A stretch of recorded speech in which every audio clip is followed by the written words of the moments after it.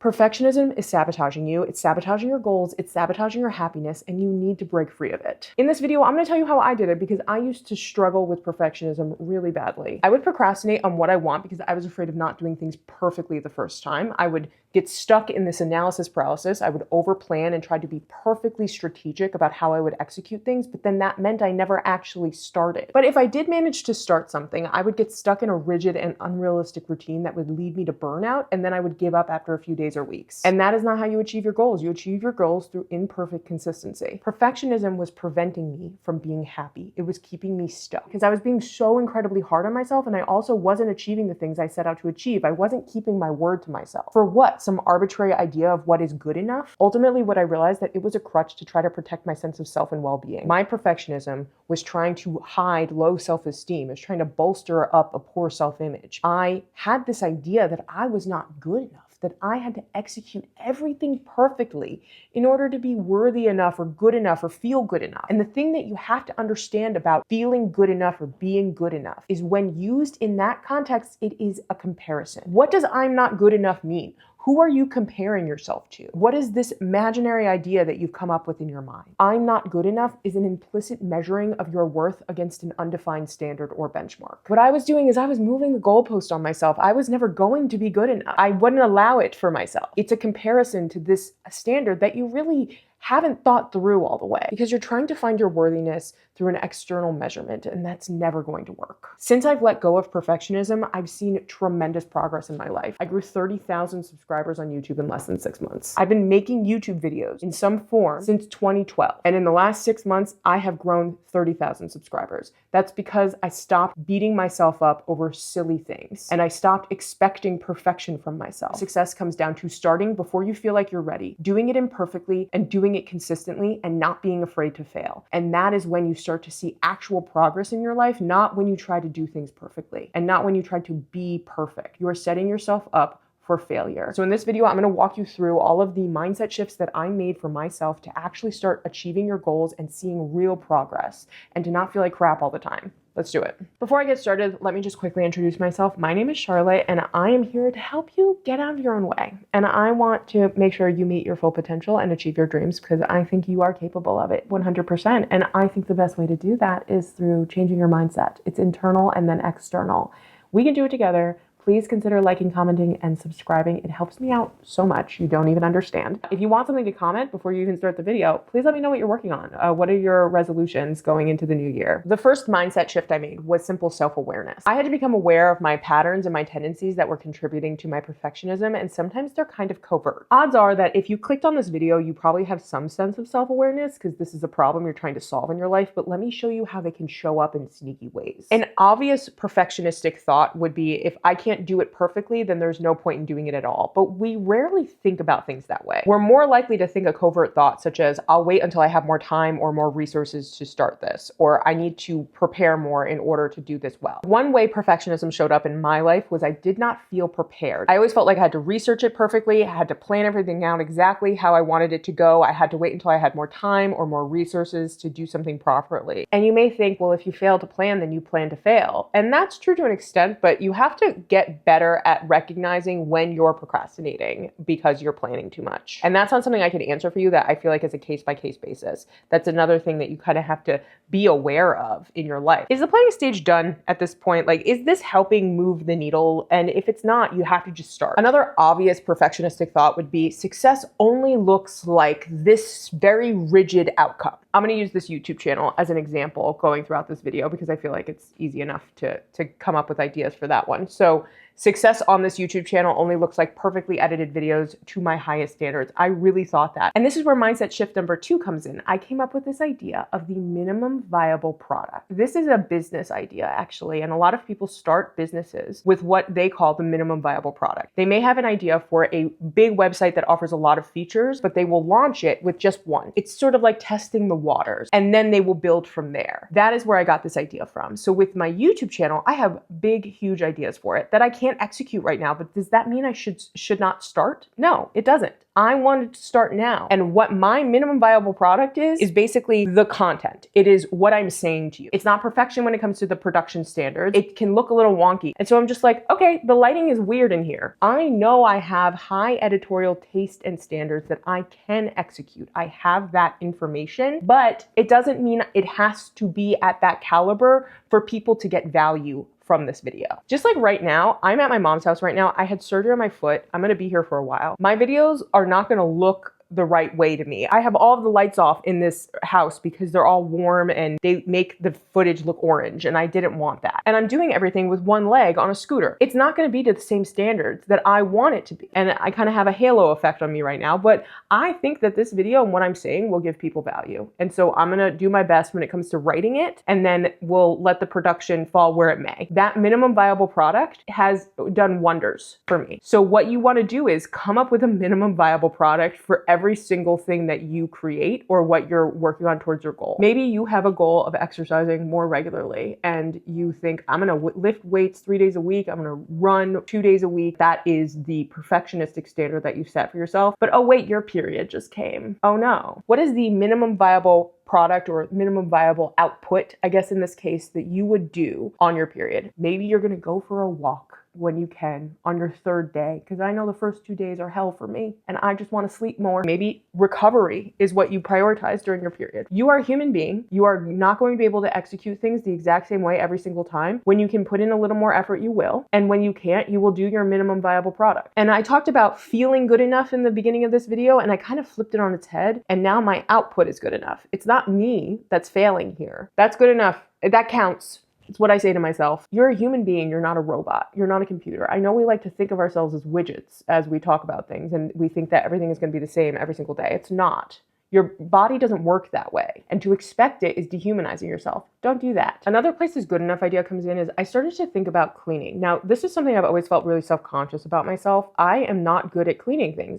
Not only did I not have the skill set even like 5 years ago, I just didn't know how to clean. It's a skill. But also, I didn't want to, and I felt like I had to do it perfectly, and I felt like I was bad at it. And I worried that people were judging me because of how messy my apartment was and all of that stuff. What I realized was my expectation was flawed. It was based on what I was seeing in magazines and on the internet and Pinterest and stuff. It was these rooms that aren't lived in. I live in my apartment. It's not going to look perfect all of the time. What I needed to do was set my standard at a different level. Is it sanitary? Are there going to be bugs? Can I move around? Am I going to hurt myself? Is there too much clutter everywhere? And is my brain cluttered? Those are my new standards for cleanliness. That may not be clean enough for someone else who has a more natural affinity for cleaning, but it's good enough for me. And that eased up so much mental anguish in my mind. I would feel so much shame looking around my apartment like, oh my God, it's so messy. I felt so bad about myself. And I'm just like, why? It's fine. This is my apartment. I pay for it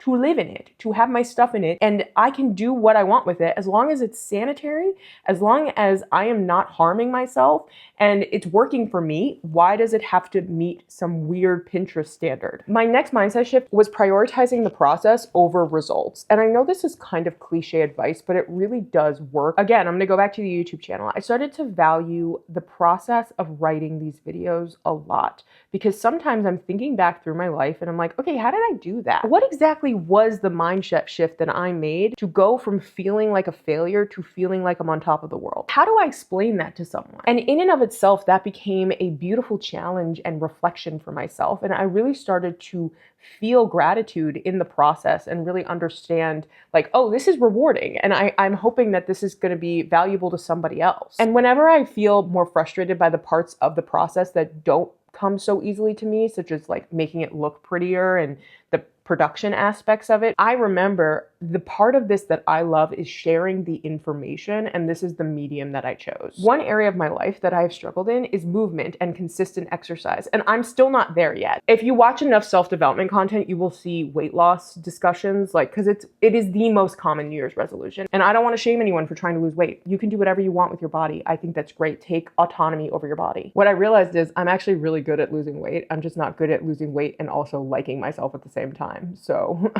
that's the actual goal. How do you lose weight and like yourself at the same time? How do you move your body and like yourself at the same time? I don't talk about weight loss or any of that stuff on here because not only do I feel like people go a little insane talking about it, not gonna lie, but the other thing is I just haven't mastered it. And I've realized as I'm doing this reflecting and this journaling that I have this perfectionistic thinking and I have this perspective on movement and on exercise that is, it's a punishment. And I need to work on that sort of thinking. And like, if I don't do it perfectly, I shouldn't do it at all. But the point is, the reason I bring this up in this section is I'm not valuing the process of movement and I'm not valuing what it's giving to me and why I'm doing it. Like, what is the actual act I'm engaging in and why? We are so results driven that sometimes we forget that that is not the most important part, because frequently our results change along the way. What you thought you wanted is not actually what you wanted. You ended up going in a different direction. It is so common. The other thing I realized about myself is that perfectionism was an indication of my low self-worth because I was tying my sense of value to an external achievement or to flawless execution or the approval of others. And this is where the law of detachment actually comes in. You have to detach your worth from the result. I had someone in my comment section asking how the law of detachment worked when it comes to manifesting good grades. And like, you still want to study and get good grades, but like, how do I detach from the grade? And the reason you are so caught up in needing the good grade is because you have attached your worth to that grade. You should still work hard. You should try to achieve the best grade you can because you deserve all of the good things that come from the good grade, such as getting into college or going to grad school or getting the job in the field you want or having more opportunities available to you. There are a bunch of reasons to want good grades, but your grades are not a reflection of your intelligence. Your grades are not a reflection of your worth as a human being. Your grades are simply how well you completed the work according to your instructor's standards. It's not even a reflection of whether you know the material. There are plenty of people who got an A in calculus in high school and can't do it now. Perfectionism doesn't just reflect low self-worth, it actually reinforces it because you are constantly striving for an unattainable standard that creates an endless loop. It might look something like this. You set an impossible standard for yourself, then you inevitably fall short of that standard, and then you feel like you're a failure and that you're unworthy of having good things and actually succeeding. And then you set a higher standard for yourself to compensate, and you begin the cycle all over again. And you have to break free of that cycle by recognizing that you have inherent value, that your self-worth is unconditional, and it is not tied to a performance or an outcome.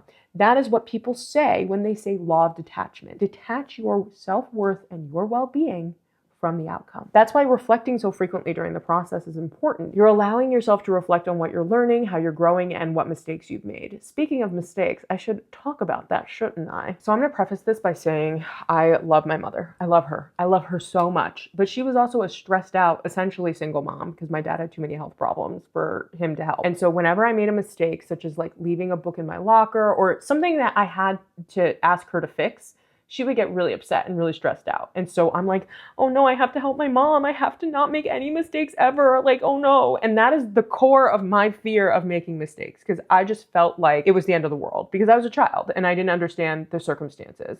As I got older, I understood that my mother was not trying to punish me for making a mistake. She was just a stressed out person because she had 3 kids and had to deal with a lot of stuff that she shouldn't have. But I had internalized this fear of mistakes. And if you look back at your childhood, you may see something similar, that some adult in your life chastised you or punished you even for making a mistake that honestly isn't the end of the world. So a huge part of my overcoming of my fear of mistakes was making that conscious. It was also distinguishing between which mistakes were actually a big deal and which mistakes just don't matter. I also had to reframe mistakes as an opportunity for growth. No one is ever going to be perfect at anything the first try. If you want to be a high achieving person, you have to make mistakes. I had to realize that the fastest way to learn or achieve something is to make a mistake and then to fix it. Almost all mistakes are fixable. It is not the end of the world if you made a mistake because you were trying something new. In order to make progress, you have to be uncomfortable. You have to do something differently than what you were doing before. One thing I like to remember is when I am watching someone do something extraordinary, they had to struggle to get that extraordinary. Whether they're an athlete, like they had to struggle to train their bodies to remember how to do this extraordinary thing. They're jumping over a pole like 30 feet in the air. What?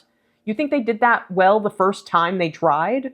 No, I promise that anyone you admire has made millions of mistakes in their lifetime, but they're successful and you admire them because they got to the point where they just stopped caring. They got there because they were able to start. I've seen people say they look forward to their mistakes. I don't think that's true. I don't think I look forward to making a mistake. I try to prevent mistakes when I can, especially when it comes to like doing my taxes and stuff. Like that's a pain. But what I do is I remind myself that if I make a mistake, I will fix it. I'm capable enough to figure it out. I will probably never make that mistake again. Amazing. We love that for us. And honestly, mistakes end up leading us sometimes to a better outcome than we expected if we did everything perfectly. Do you know how many scientific discoveries came from someone making a mistake? We literally wouldn't have penicillin. Penicillin is literally just mold. And Alexander Fleming left out some like staph infection in a petri dish that was uncovered, and when he returned, it had mold on it, and it had killed the bacteria. That's crazy. A mistake saved millions, if not billions of lives in the past like 100 years. So I wouldn't say look forward to your mistakes, even though you can try, but don't expect yourself to make zero mistakes because that's treating yourself like a robot. You're not a robot, you're a person. Just accept that you're going to make mistakes and be okay and know that you can fix it. That's just how I've come down to thinking about things. Now, one distinction I do want to make is when is it okay to not be satisfied with what you have created? That's a hard one, right? So for example, I filmed a different video yesterday. It had a different format. It was a little more vloggy. And I'm like, I don't like this. I don't know. Like the vlogging stuff was the problem. Oh my goodness, my hair. The vlogging stuff was like kind of the problem for me. Cause I'm like, do people care? I don't know. I scrapped it and I'm making this instead. Now, is that perfectionism? I don't know. It might be. Who cares if I put out a video people don't like? I put out an experimental video. I put out like a guided meditation. Like 800 people watched it. That's not a good view count for the channel. And that would indicate that it was a failure. Like it didn't do well on the channel. It wasn't what people wanted to see. But I put it out anyway because I wanted to try it. And then I think with this one also, I'm always a little concerned about like, okay, how much of my life do I share on here? My goal has never been to like reveal my life to you guys because like, is it a safety issue? Do people care? Like, is that kind of thing? It's like, I don't want to, I enjoy privacy. I don't want to air out everything on here. But I also understand that I am sharing this advice based on my lived experience. I don't have any sort of credentials as an academic or as a therapist or anything like that. This is all based on how I've gone about my life and what has made me feel better. And you as someone who may find similarities in me could feel better too, potentially. And so as a result of that, I do feel like I need to share some stuff with you guys. But where's the line? And I don't know if that's perfectionism or if that's just me being careful about oversharing and doing something that I am uncomfortable doing. And let me just talk about imperfect consistency. Consistency, I always thought meant like showing up every single day without missing a beat and keeping the streak going.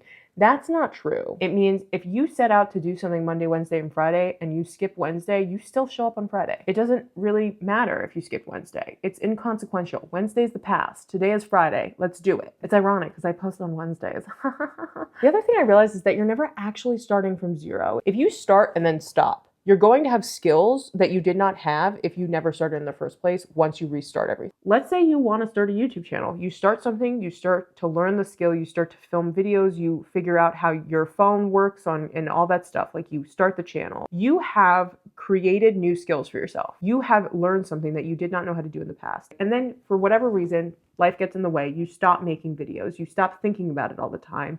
You stop prioritizing this goal that you had. And then you decide one day that you want to pick it up again. Picking it up is you being consistent. It's imperfect consistency. You have to just get back on the horse. You're never starting from zero if you decide to get back on the horse, to upload that video, to go back to the gym, to start reading again, whatever it is that you want to do.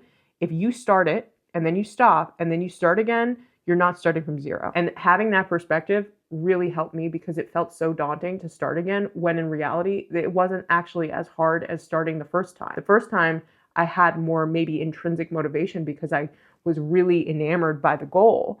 And then picking it up again, what you have to do is you have to just get rid of that shame. You have to push it aside. One of the best things I did for myself when it comes to breaking free of perfectionism was harnessing self-compassion. And if you feel like you need more of a primer on that, you can check out this video right here where I talk all about how to become more compassionate and why it's important. And if you got value from this video, please consider liking, commenting, and subscribing. It helps me out so much. I really appreciate you being here, and I will see you in the next one. Thank you so much. Bye.